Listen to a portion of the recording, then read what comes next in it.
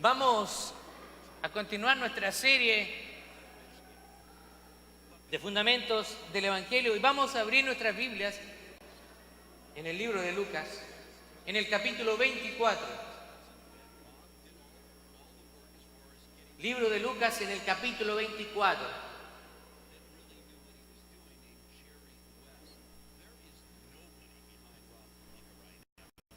Versículos 1 al 12.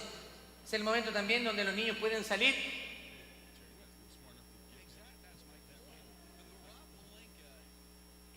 Voy a estar leyendo, de Reina Valera, Lucas capítulo 24, versículos 1 al 12. Si está conmigo, le voy a invitar que nos pongamos de pie con mucha reverencia delante del Señor.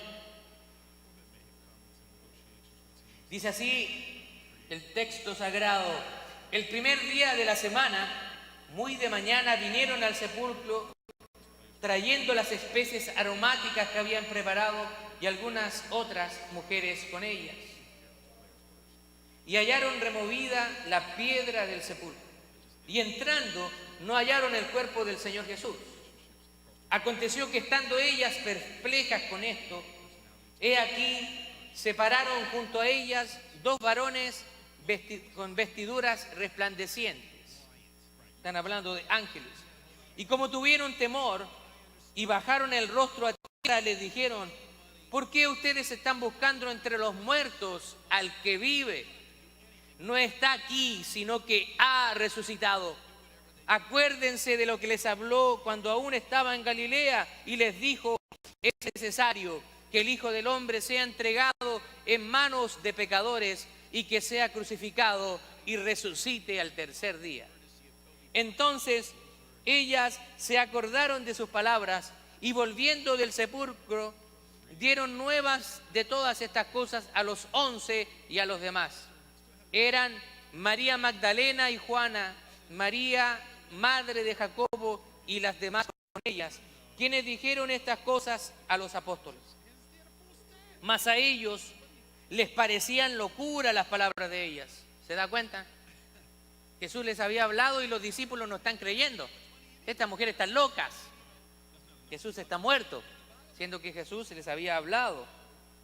Pero levantándose Pedro, corrió al sepulcro y cuando miró adentro, vio los lienzos solos y se fue a casa maravillándose de lo que había sucedido.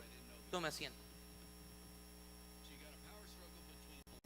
Antes de hablar de este acontecimiento, me gustaría primero introducir lo que se celebra hoy en la cristiandad.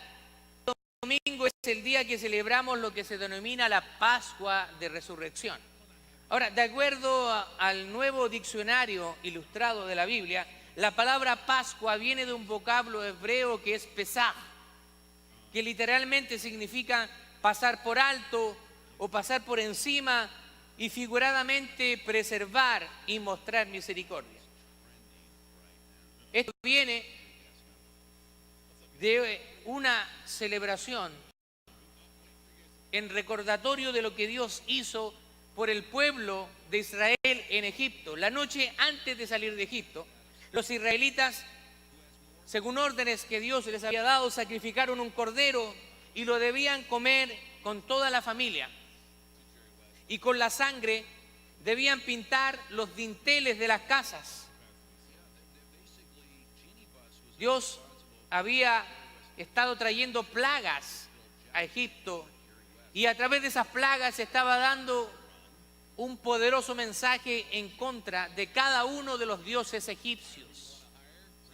Si usted no lo sabía, cada una de las plagas está derribando a uno de los dioses egipcios. La plaga de moscas, ellos veneraban a los insectos. La plaga de ranas, ellos tenían un dios, rana. Ellos eran politeístas, ellos creían en muchos dioses. Entonces cuando el Señor manda una de esas plagas, la plaga de langostas y todas las plagas que vemos en la Biblia, Él está diciéndoles: ¿dónde están sus dioses? Sus mismos dioses se han vuelto contra ustedes, ¿acaso? Y el último, la última plaga que cayó en Egipto fue la muerte de los primogénitos. Pero esta plaga iba a ser una plaga selectiva. ¿Qué significa una plaga selectiva? Algunos han tratado de dar una explicación científica a un milagro. Usted sabe que a veces los milagros no se pueden explicar de manera científica. Seguramente algunos decían, los israelitas dormían quizás a un diferente nivel que los egipcios, entonces cuando se levantaron algunos gases tóxicos ellos murieron. Explicaciones científicas. Solamente nosotros que confiamos en el texto bíblico sabemos que fue un mover de Dios. Entonces ellos tenían que pintar sus casas con la sangre para que cuando viniera el ángel de Jehová a herir a los primogénitos de los egipcios, entonces pasara por alto las casas de los hebreos. Y ellos tenían que comer esa comida de manera apresurada. Así que no fue una cena así donde ellos tuvieran tiempo, tenían que comerla rápido porque se estaban preparando para su salida de Egipto. Ahora, los rabinos judíos también enseñan que se usaban panes sin levadura para simbolizar la liberación de Israel de Egipto. Y cocieron panes sin levadura, dice la palabra de Dios en Éxodo 12, de la masa que habían sacado de Egipto, pues no había leudado, porque al echarlo fuera los egipcios no habían tenido tiempo para prepararse comida. Y se acompañaba la comida con hierbas amargas. Ellos en esa Pascua, ellos estaban comiendo ciertos alimentos que iban a simbolizar ciertas cosas. En recuerdo de que los egipcios amargaron su vida con servidumbre. Cuando ellos comían esas hierbas amargas, el Señor les estaba diciendo que se acordaran de lo que los egipcios les habían amargado la vida. En el día anterior a la fiesta, era deber de los dueños de casas eliminar toda la levadura que hubiere. La levadura simboliza algo malo. Y así el primer día haréis que no haya levadura en vuestras casas. Éxodo capítulo 12, verso 15. Ahora, en el Nuevo Testamento aparece la celebración de la Pascua en diferentes porciones. Si usted ve los evangelios sinópticos, Mateo, Marcos y Lucas son tres evangelios que parecen relatar el mismo evento. Y sí lo hacen, pero desde diferentes perspectivas. Algunas personas han tratado de atacar el texto bíblico porque dice hay contradicciones. Mateo está diciendo una cosa, Marcos una y Lucas otra. Sí, los están diciendo de diferentes puntos de vista, pero están refiriéndose a un mismo evento. Simplemente que cada uno de los observadores puso importancia en lo que él quiso poner importancia, según la inspiración del Espíritu Santo. Ahora, los padres del Señor, José y María, también solían ir todos los años a Jerusalén a la fiesta de la Pascua. Eso nosotros lo podemos ver en Lucas capítulo 2, verso 41.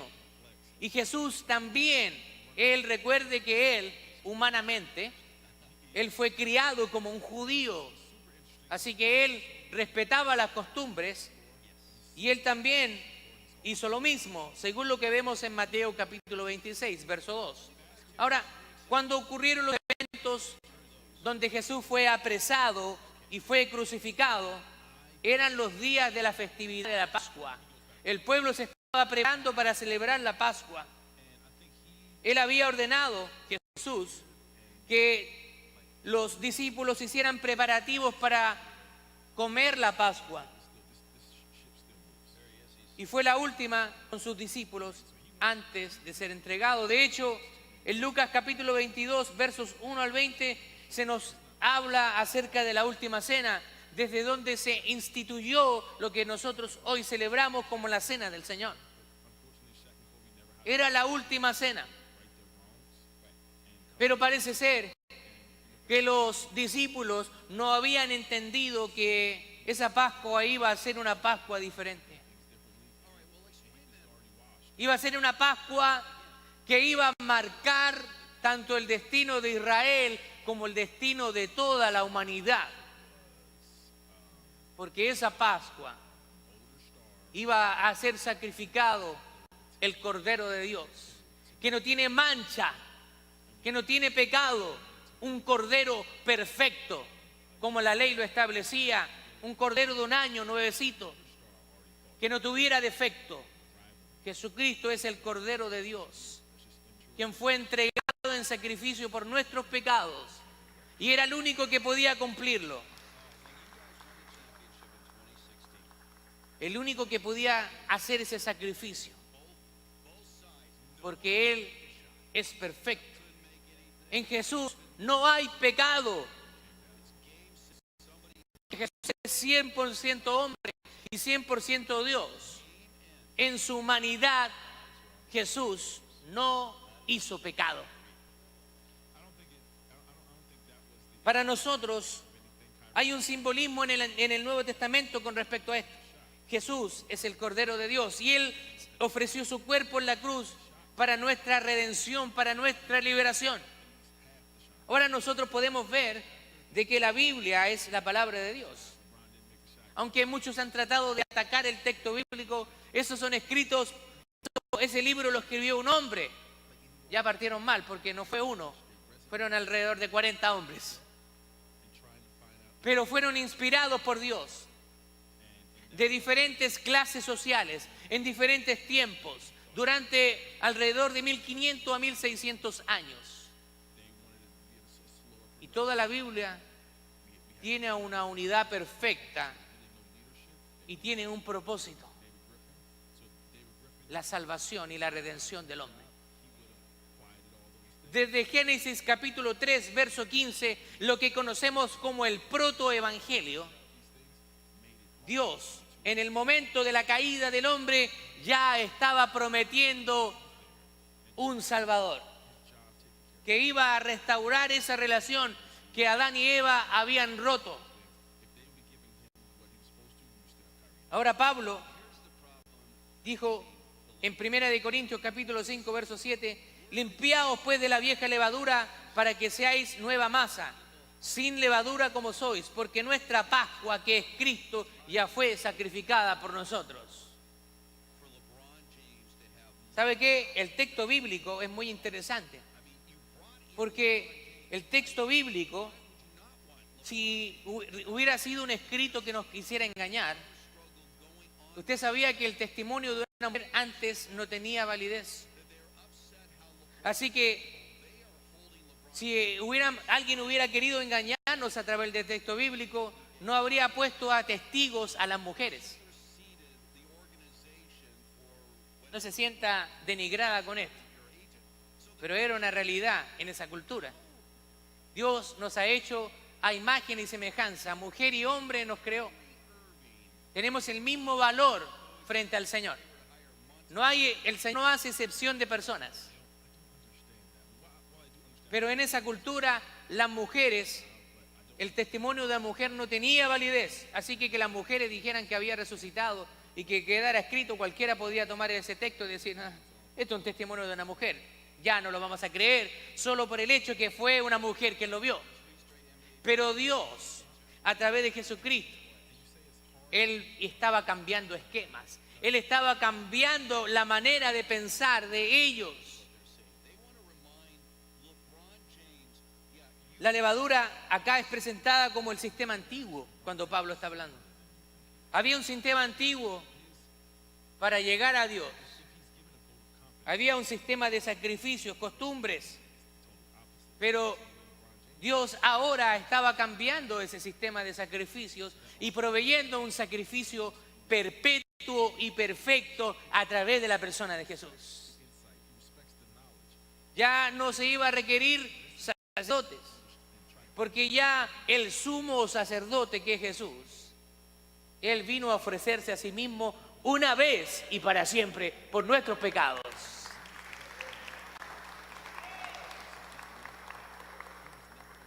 Ahora, algunos podrían decir, pero pastor, ¿por qué tanta importancia frente al hecho de la resurrección? ¿Y sabe qué? Muchas personas han tratado de negar el hecho de la resurrección.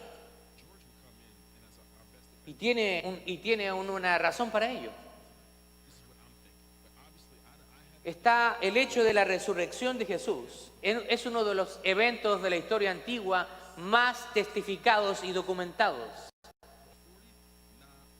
Muchas personas han tratado de negar la historicidad de la persona de Jesús. Si alguien no cree en Jesús, que es el Hijo de Dios y de que es Dios, ok, le vamos a respetar, aunque no esté de acuerdo. Pero que alguien venga a negar la historicidad de la persona de Jesús es algo absurdo, y que las personas más estudiosas, eruditos y científicos serios nunca jamás van a negar. Porque aunque ellos reconozcan y ellos crean que Jesús es Dios, no pueden negar el hecho de que Jesucristo es una persona histórica. Él existió realmente. La resurrección de Cristo para nosotros es demasiado importante, porque de esto depende toda nuestra fe y nuestra esperanza. Nosotros podríamos hacernos la pregunta, ¿por qué es tan importante la resurrección? Y esto es el fundamento de nuestra fe. Mire lo que dice el apóstol Pablo en 1 Corintios capítulo 15, verso 14.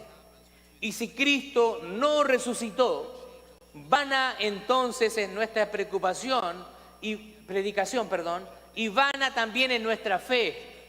¿Se da cuenta? El hecho de que Jesucristo haya resucitado es lo fundamental, es el fundamento para nosotros como cristianos. Si Cristo no resucitó, entonces el apóstol Pablo dice que nuestra predicación no tendría ningún sentido. Si Cristo no resucitó, tendríamos que irnos para la casa. Ahora yo quiero que veamos por qué la resurrección de Jesucristo es tan importante para la fe cristiana. Primero, porque testifica del inmenso poder de Dios mismo. Creer en la resurrección es creer en Dios. Mire lo que dice Romanos capítulo 10, verso 9. Que si confesares con tu boca que Jesús es el Señor y creyeres en tu corazón que Dios le levantó de los muertos, serás salvo. ¿Te das cuenta? Que para alcanzar salvación debemos creer que Jesucristo fue levantado de los muertos. Por eso que es tan importante. Si Dios existe y Dios creó el universo, Él tiene poder sobre Él mismo. Entonces Él tiene poder para levantar a los muertos.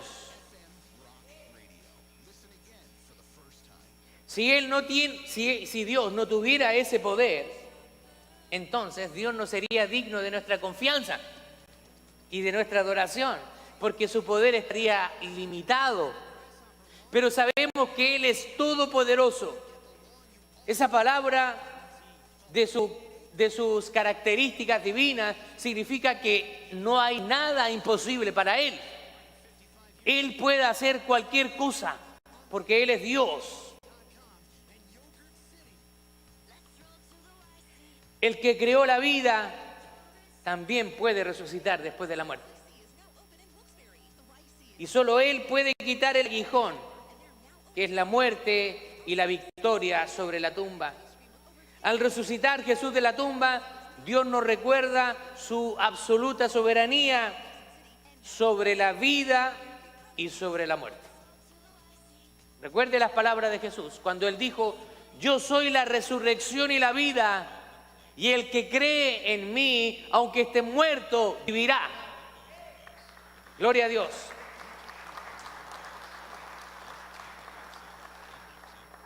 Esa es nuestra esperanza. Algunas personas dicen, esta vida es una sola, así que hay que vivirla. Pasémosla bien. Tirémonos a la vida. Como dice ahí un amiguito bien lejano. Vivamos living la vida loca. Vivamos la vida loca, dice. Para nosotros como cristianos esas frases tienen que estar totalmente alejadas de nuestra vida, porque Jesucristo dijo: yo he venido para que tengan vida y para que la tengan en abundancia.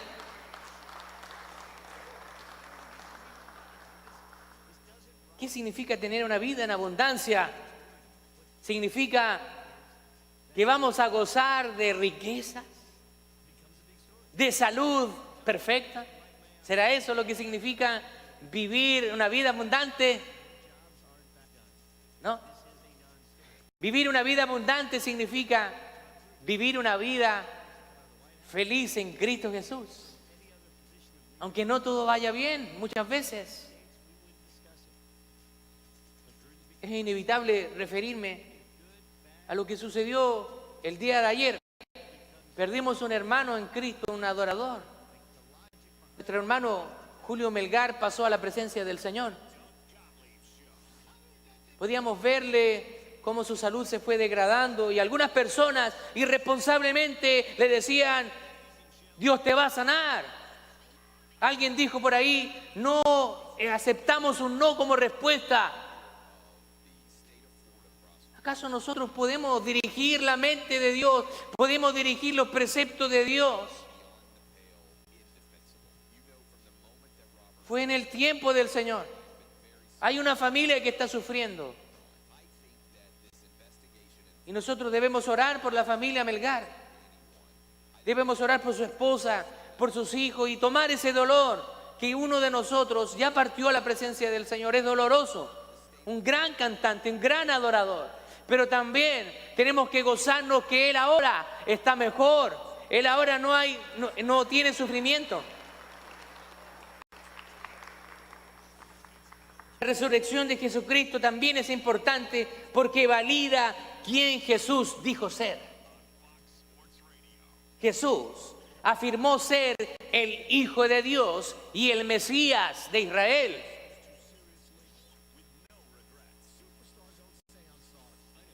Según Jesús, la resurrección fue señal del cielo que autentificó su ministerio.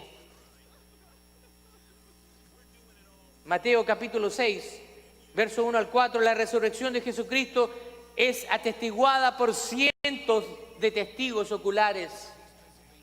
Más de 500 personas, según el apóstol Pablo en 1 Corintios capítulo 15, más de 500 personas vieron a Jesucristo después de que resucitó.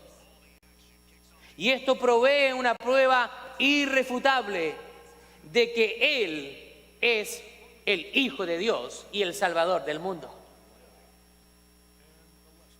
Algunas personas podrían decir: pero ustedes los cristianos son muy tajantes al decir que hay un solo camino. Hay muchas religiones y eso significaría que hay muchos caminos para ir a Dios. Hay un dicho popular que dice: todos los caminos llevan a Roma. Y ese dicho tiene relación a que en la ciudad de Roma, en la época antigua, era una ciudad muy estratégica en cuanto a lo comercial. Entonces se habían construido muchos caminos que llevaban a la ciudad de Roma. Entonces, por eso que viene el dicho: todos los caminos te llevan a Roma. Había diferentes caminos. Pero para Dios hay un solo camino. Jesús dijo: yo soy el camino, yo soy la verdad, yo soy la vida, y nadie al Padre sino por mí.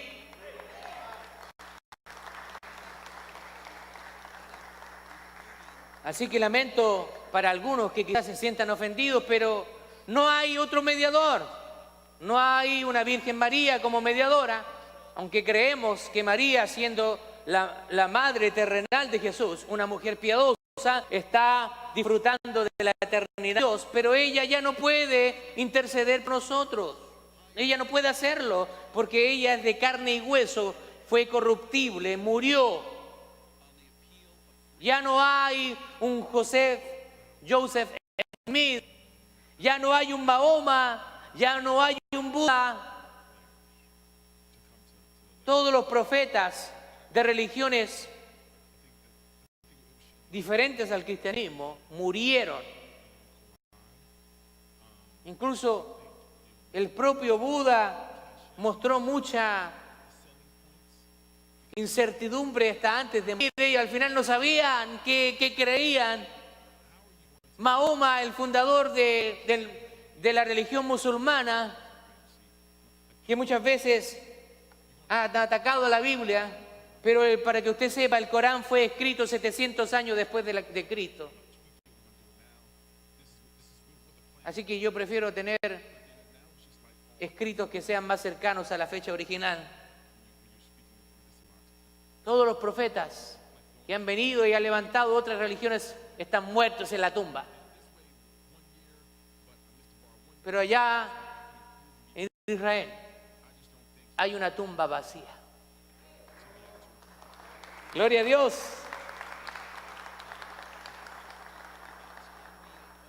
Así que usted y yo tenemos que tener esperanza. Hay algo que todos tenemos seguros en la vida. No nos vamos a salvar nadie. Nos vamos a morir. ¿Está de acuerdo conmigo? Todos nos vamos a morir, a menos que venga Cristo y no veamos muerte. Si viene Cristo, Él nos lleva vivitos y coleando y ya no vamos a ver muerte.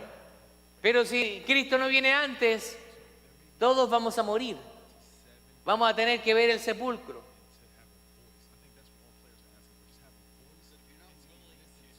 Otra de las razones importantes por la cual la resurrección de Jesucristo es importante es porque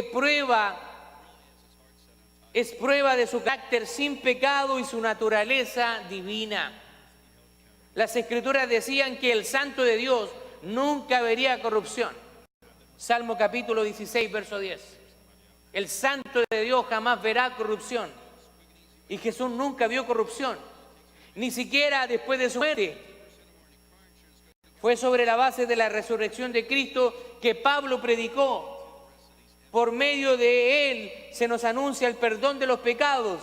En Él, el justificado, todo aquel que cree.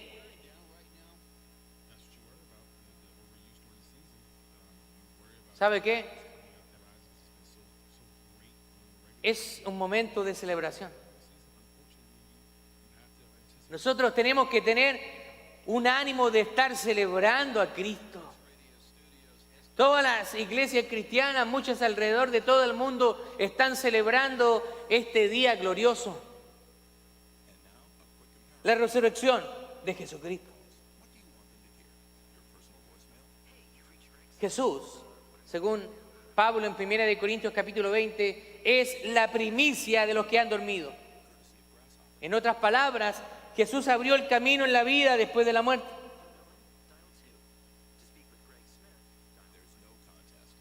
La palabra de Dios, que es inspirada, nos garantiza nuestra resurrección cuando creyentes, cuando venga Cristo por su iglesia.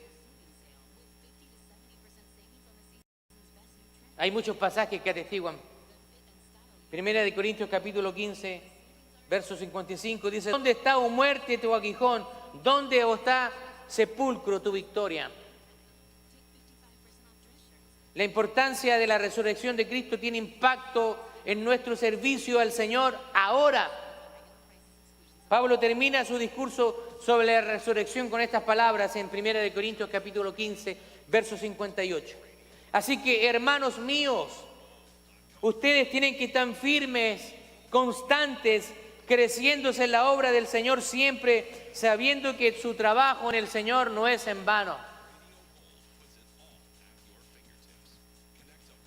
Ahora, yo ya quiero estar concluyendo el sermón. Hemos visto por qué es tan importante para el cristianismo la resurrección de Cristo, porque es el fundamento, la base de nuestra fe. Y es también lo que nos garantiza nuestra esperanza futura. Nosotros ciertamente vamos a resucitar.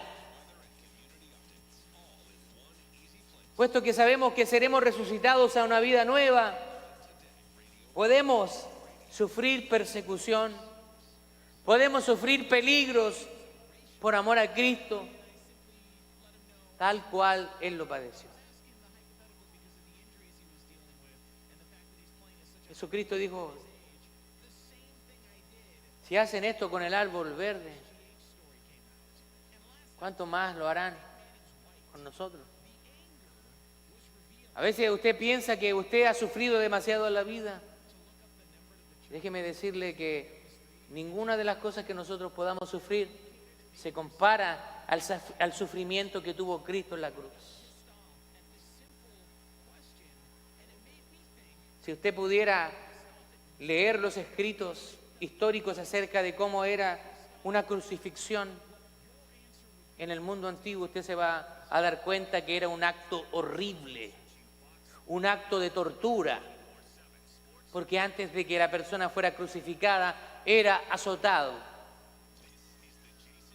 Y esos instrumentos para azotar tenían cuerdas de cuero y en la punta tenían amarrado trozos de metal y huesos, que cada vez que golpeaban la espalda de la persona, no solamente la marcaban, sino al sacar el látigo también arrancaba pedazos de piel.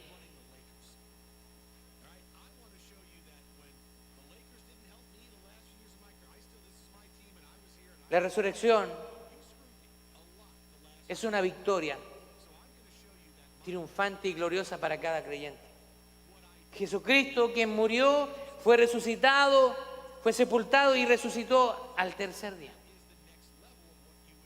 Y Él vendrá nuevamente por nosotros. En Primera de Tesalonicenses, en el capítulo 4, nos habla de esa esperanza. Hay un misterio ahí.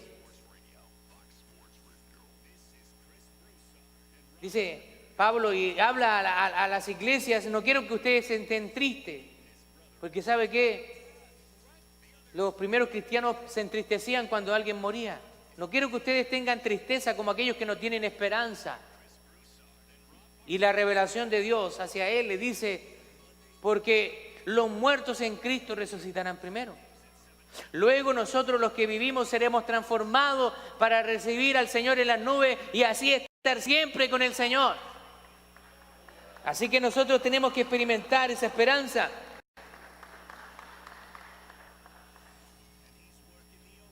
¿Sabe qué? Yo sé que nosotros sabemos que Cristo resucitó.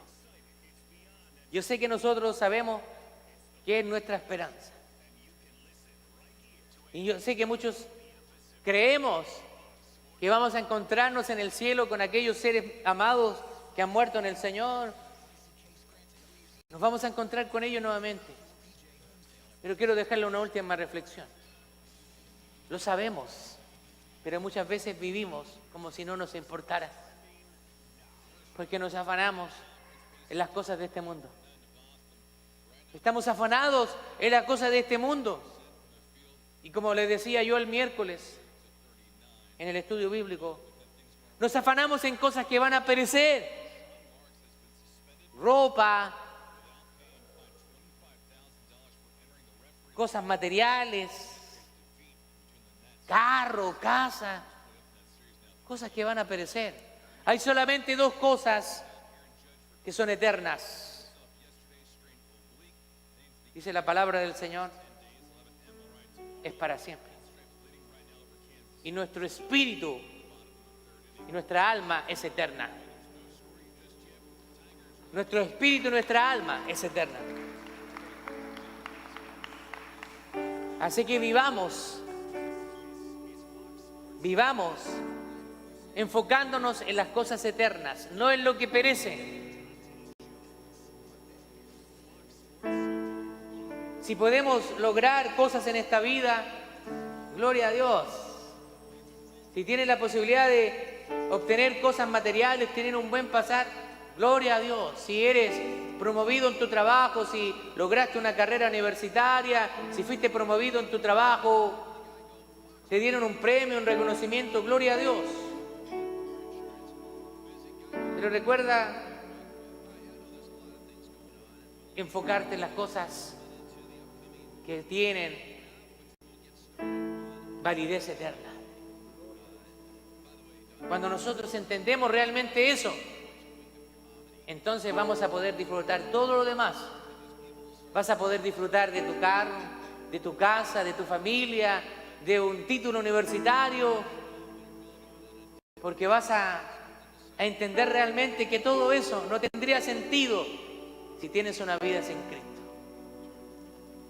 El Señor nos bendiga, pongámonos de pie. Yo quiero orar por ti antes de que vamos a adorar al Señor.